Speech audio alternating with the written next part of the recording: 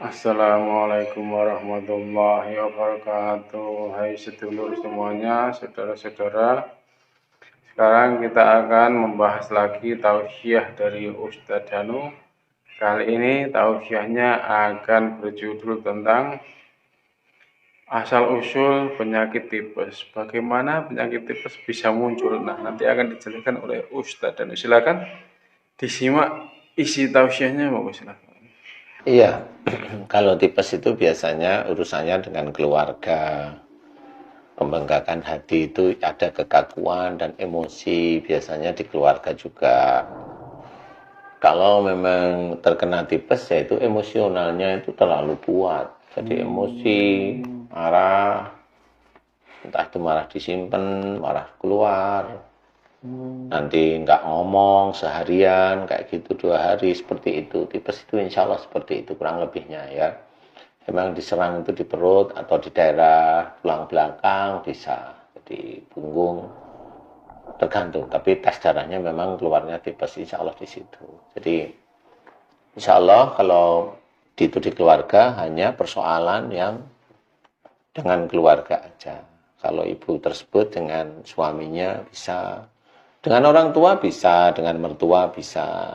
Maksudnya jengkel itu kan macam-macam ya, umpamanya pinjem uang sama mertua nggak dipinjemin jengkel lah, marah, gerundel, ngomel, padahal butuh gitu kan bisa aja kayak gitu. Bisa tipes yang seperti itu Pak Ustadz? Iya itu Marahnya atau perilakunya itu? ya perilakunya itu sendiri sebenarnya kan marah ya, apalagi dengan orang tua itu kan cepat sekali. Umpamanya sudah setiap hari itu jengkel, diem, kemudian suatu ketika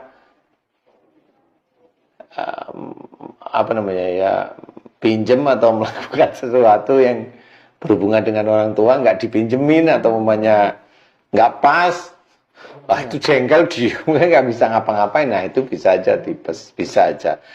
Dan itu nggak langsung harus terkena tipes, enggak. Itu nanti itu apa namanya insidental itu dilakukan, kalau udah dilakukan nanti kena. Kemudian dia juga sering marah sama suaminya, umpamanya ya sama aja sih sebenarnya. Marah ya keluar, ya diem, ya keluar, ya diem. Kemudian kalau udah jengkel nggak ngomong lagi, nah begitu-begitu. Itu nanti bermasalah dengan tipes sih. Insya Allahnya seperti itu. Jadi kalau memang ingin sembuh, ya harus minta maaf kepada siapa yang sering dimarahin atau dijengkelin itu. Kemudian mohon ampun kepada Allah Ta'ala. Mohon ampun kepada Allah Ta'ala. Nah, kemudian juga apa namanya harus serius berubah, jangan gampang emosi. Tipes itu kan sebenarnya orangnya gampang emosi walaupun diem ya. Walaupun diem juga maksudnya emosi yang keluar atau diem itu yang ringan-ringan di keluarga, insya Allah menjadi tipes ya. Insya Allah seperti itu. Kemudian kalau yang bengkak hati itu ya itu ada dendam. Ada dendam biasanya, ada dendam kepada orang yang dijengkeli. Jadi dendam gimana? Sudah marah nggak dikasih, dendam. Dendam itu ya.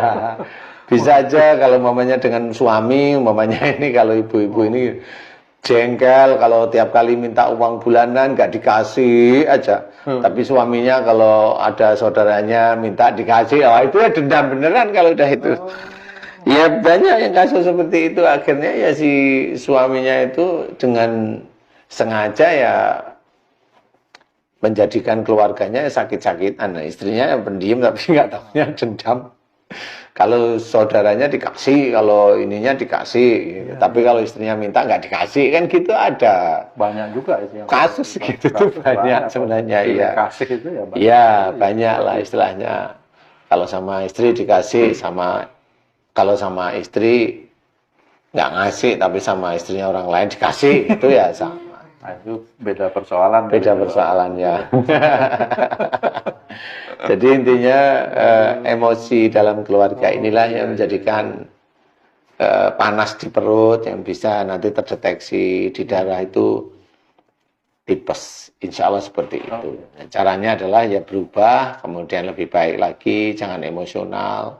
Persoalan dalam rumah tangga itu didiskusikan. Makanya di situ itu fungsi dari wasawirhum fil amri itu kelihatan bahwa musyawarah dalam segala urusan dunia itu jelas. bahwa tidak bisa kita main-main bahwa musyawarah itu hanya untuk urusan negara, kelompok ini dengan negara, kelompok enggak, dalam rumah tangga juga musyawarah, orang tua dengan anak itu juga harus musyawarah.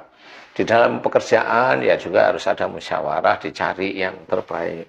Kalau dalam keluarga ya dicari dengan syarat-syarat tidak keluar dari akidah atau syariat atau tidak keluar dari akhlak yang baik seperti itu. Itu juga musyawarah. Mudah-mudahan bisa menjadikan manfaat, bahwasanya kejengkelan, dendam itu nggak perlu, memang nggak perlu, malah dosa nanti. Malah dosa, nggak perlu dendam. Habis saya disakitin Ustadz, nggak perlu sakit. Itu ujian aja. Ujian yang datangnya dari suami kan gitu. Ujian yang datangnya dari istri. Bukan berarti terus ujian datang dari suami, suaminya dengar saya ngomong begitu, oh berarti saya penguji, mending saya jadi penguji aja, ya nggak boleh. Nanti memang saat itu menguji istrinya suatu ketika nanti si suami ini akan diuji oleh Allah Ta'ala. Nah itu hati-hati, nggak boleh seperti itu ya. Kalau bisa tetap berhubungan suami istri itu baik ya. Tidak boleh saling menekan, nggak boleh. Support boleh, tapi support yang positif. Mengajak hal yang baik boleh, meningkatkan keimanan boleh, semuanya boleh. Pokoknya yang baiklah insya Allah ya. Mudah-mudahan manfaat. Wallahu a'lam.